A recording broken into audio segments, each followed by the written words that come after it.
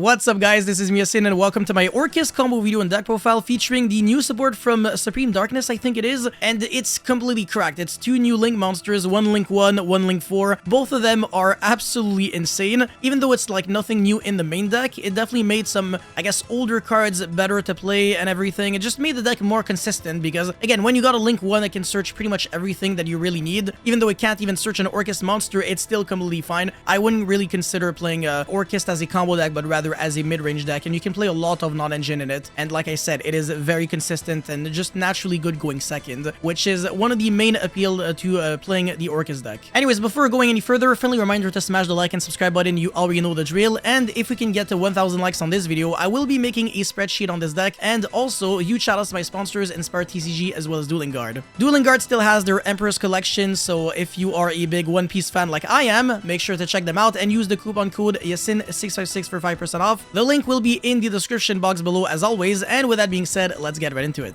Alright, so combo number one is very simple, assuming that your hand is garbage and all you have is Symbol Skeleton and 4 other cards don't really have to be anything. Obviously, if you got something like Orcust Nightmare, then it's pretty much full combo, but I will be pessimistic and assume that you have nothing else to play with, and it's still really good. So yeah, normal summon and then turn it into the Galatea Eye, the Orcust Automaton. So this one, it's a Link 1 that requires an Orcust or a World Legacy monster, and you can only Link summon it once per turn, but you can special summon it as many times as you want, so it's not like Dingirsu. However, speaking of Dingirsu, it cannot be used as a material for an Xyz summon, so you also cannot summon Typhon on top of it, which is not the end of the world, but who cares. Anyways, you can send one card from your hand to the grave as a cost, add one World Legacy monster or Orchestrated Babble, so the field spell, from your deck or graveyard to your hand, so I can get ashed and belled, but it's again not really relevant because sometimes even if you get ashed on this, you can still combo because you're sending a card from the hand to the grave as cost. Anyways, if this card is in your grave, you can banish one other Orcust card from your grave, special summon it, and again, it is an Orcust monster, so under Babble you can use all of its effects during your opponent's turn, which is insane. You can search on your opponent's turn, you can revive back on your opponent's turn, and that will turn on your Orchestrated Crescendo. Pitch your other card in your hand, search the World Legacy World Crown. This is the Crusadia monster. Its other effect doesn't really matter too much, like you're mainly just using it as an extender from the hand,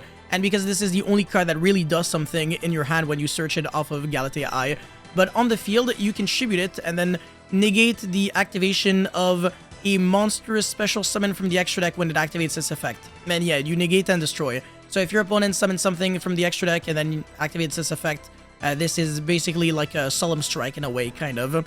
And it has another effect that absolutely will never come up. Anyways, link into Galatea.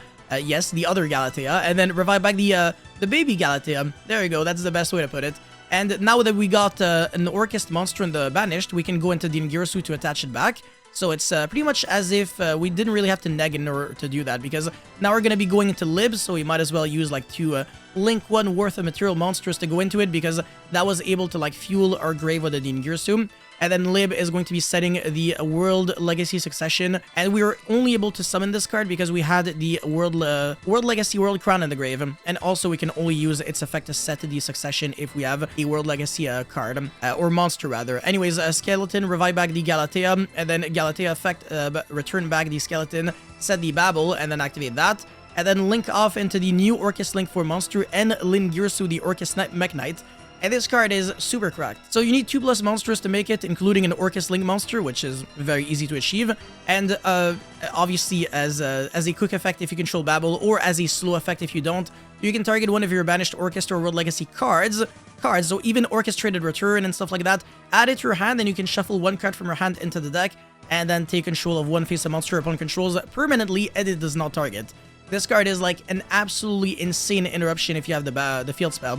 And then during the main phase, if this card is in your grave because it was sent there from the extra monster zone this turn, this is an ignition effect, not a trigger effect, so it doesn't have to, you know, happen as soon as it is sent to the graveyard. You can banish it, send one card on the field to the grave, again does not target, which is insane, and it becomes a quick effect if you have the field spell, which is relevant because again, like I said, it is an ignition effect that transforms itself into a quick effect, which is much better than a super reactive trigger effect. I hope you can follow what I'm trying to say. Anyways, now we're going to be going World Legacy Succession, revive back that World Crown, and exactly like I said, this is kind of like a Solemn Strike in a way, kind of. I mean, it negates and destroys like a when your opponent activates a monster effect from a monster summoned from the extra deck, so whatever. It's better than a Veiler, but it's also like very slow because it has to be a monster summoned from the extra deck. And then we can also use the effect of the Dingirsu, so return back one of your Orcust from the banished to the hand or extra deck, and then shuffle back one card from the hand into the deck, and steal a monster your opponent controls. So that is 2 interruptions off of skeleton and any discard, which is not too bad because my hand was really bad. I mean, it's not every day that your only normal summon is skeleton and you got no other Orcust monster to play with. But obviously this becomes much better when you got a full hand. So in this situation, I have Girsu, the Orcust Mech Knight. Yes, this is an Orcust and a Mech Knight, just like the Link 4 monster, as well as any discard. Doesn't have to be anything in particular. So yeah, normal summon, send the Orcust Nightmare, and then use the effect, give a token to yourself and on your opponent.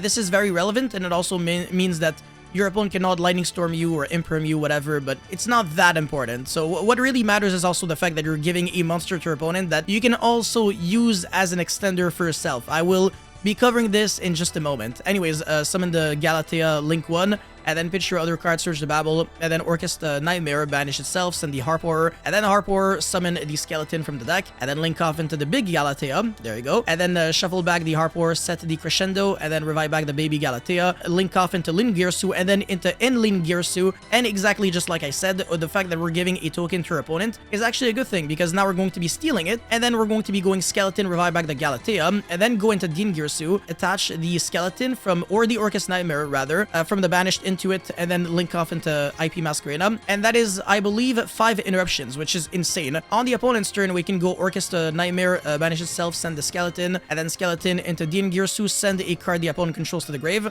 Obviously, in this situation, there is nothing, so I'm attaching a monster, but you don't have to do that. And then revive back the Link monster, and then IP into SP using that, and then we can also go to Link 4, get back the Orcust Nightmare, and then shuffle it back, steal a monster the opponent controls, so we can also use IP with a monster that we stole, and we still have Orcust Crescendo. So that's an Omni Negate, a Send, a Banish, and another Banish, a Steal. That's a lot, off of like 1 card and a discard. That is completely ridiculous. Alright, now you might be wondering, but Yak side, what happens when you get a hand trapped? And honestly, it doesn't really change much of anything. So in this situation, I have Allure of Darkness and whatever. It doesn't have to be Allure of Darkness, but I really want to show that even when you go Allure, Banish your Orcust monsters, it is actually a really good thing, and I almost treat it as an extender, which is the reason why I think Allure of Darkness is completely unfair in this deck. Anyways, normal summon the Orcust Girsu, and that is going to be met by an Imperm. So you might want to believe that this is going to hurt a lot, but honestly, it does literally just nothing. Even though in reality, this is supposed to be a turn skipper if you don't have any other extenders. But because of the Link 1, we can keep playing now, because we can search the World Crown, and then special summon that, go into the Galatea, and then Galatea effect, banish the Girsu, and then shuffle back the Girsu in order to set that Babel, and then flip that, and then link off into, well, the Girsu first, I guess, put back the Orcust Nightmare underneath, and then link off into Lib, and then Lib set the World Legacy Succession, and then Orcust Nightmare banish, right, send the Harp Horror, summon the Skeleton, and then link off into Lin Girsu, or Lon Girsu, revive back the Galatea, and then make the Enlin Girsu, get back the Harp Horror to the hand, and then on the opponent's turn, that is going to be 2 interruptions, because we can steal a monster with that Enlin Girsu.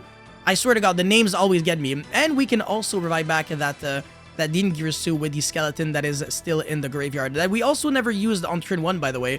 So yeah, it's a steal and a send with both of the Girsu. There's like 7 Girsus now. That's ridiculous. And look at the amount of advantage that we can generate on like our opponent's turn. It is completely insane. We have so many extenders, so many cards in the hand. Okay, so for the deck profile, I really wanted to, again, make it as simple and clean as possible. So I'm playing 12 Orcust monsters, so 3 Girsu, 3 Harp Horror, 3 Skeleton, 3 Orcust Nightmare.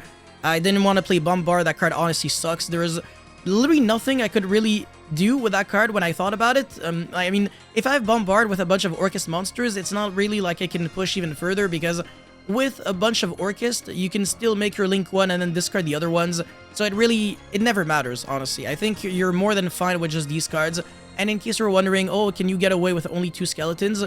You can. It's just that now you have way less names, so Allure of Darkness is going to be good less often. Orcust Traded Return is going to be good less often. And also, you're going to have a lower likelihood of drawing a monster that you can turn into the Link 1. So I really wanted to max out on the good ones. I really do not recommend playing cards like Scrap Recycler, Armageddon Knight, etc. Those cards I just don't think are good, because if you go, let's say, normal summon Armageddon Knight effect, and you get hit by Imperm, that's all she wrote for you, you lose. Whereas if you go normal summon Girsu effect and you get hit by Imperm, you can still go into the Link 1 and then discard another Orcust monster, and still pretty much full combo from there as if nothing ever happened. So I think that these cards are, objectively speaking, the better normal summons at beating cards like Imperm, Valor, etc. Whereas Armageddon Knight, it just plays very poorly into interruptions. So yeah, I would really want to prioritize playing this deck as an Orcust deck and not as a good stuff, send a bunch of dark monsters and kind of play from there kind of deck. But yeah, I think this is the best configuration, at least for me in testing. This was super clean, and I absolutely recommend. And yeah, I am also playing a 40 card deck with 7 draw cards, so only 1 return because it is once per turn, and I didn't want to draw too many with like not enough Orcust monsters. So I think 1 is enough because you can easily loop it anyways. Even when you use it, you can banish it for the link 1, and then you can return it back from the banish to the hand with Endling Girsu. So yeah, it's a 1-of that you can loop infinite times over and over and over, but realistically, this is not Sky Striker or Orcust where the goal is to draw as many cards as possible and everything, so I don't think this is like that necessary. Anyways, 3 Upstart as well as 3 Allure of Darkness. Again, no Into the Void, no Engage, etc. Even though I tested those cards, they were not bad, but then you're playing your deck as a combo deck, which I didn't really like too much because you might as well play another deck as a combo deck, not this one. I think this is much better as a mid-range deck, kind of like an in-between between control and combo, so it has a faster playstyle than control decks, but it's not like a go big or go home kind of deck. Like, you have a lot of defensive cards. And speaking of which, I play 15 defensive cards, and most of them are very good. I mean, if not all of them, are good to draw as your 6th card for turn. So even though you're playing 15, the maths kind of translates to playing like 17.5 handshaps-esque kind of cards. Because again, because the fact that you're drawing a 6th card for turn, that could be one of them, really increases the likelihood of being able to break a board. So yeah, 3 Bestial Monsters. Baldrake is particularly good with the Endling Girsu. It is one of the ways you can trigger its other effect, because you're going to be tributing this and then banish a monster that your opponent summons. And then with Babel, you can banish that right away, and then you can send 1 card on the field to the grave. So there's going to be a lot of interruptions. Baldrake is really nice. Drua's Worm also always really good, especially with IP, because then you can trigger its other effect. A lot of inherent synergy with these 2 cards, and obviously Magnamut is Magnamut. I don't really have to explain that one, because it gets you to all of your other bestial monsters. Droplet is Exodia in this deck, because your monster, like, you want to get your cards in the graveyard anyways, so this is literally something that helps you out. Book of Eclipse, I don't really think has to be Book of Eclipse, it could be anything else. So you let me know if you have any better suggestions. It could even be like Triple Tactic Talent, Call by the Grave. That is absolutely respectable. 3 Impermanent, 3 Dominus Impulse.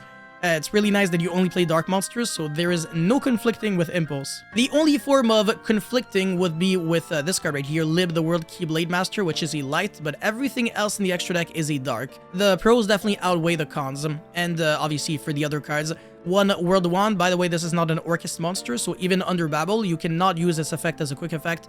And then World Legacy, World Crown, this is obviously the card that you search with the link 1. World Legacy Succession, this is the Monster Reborn. Very good, very easy to access with your Lib.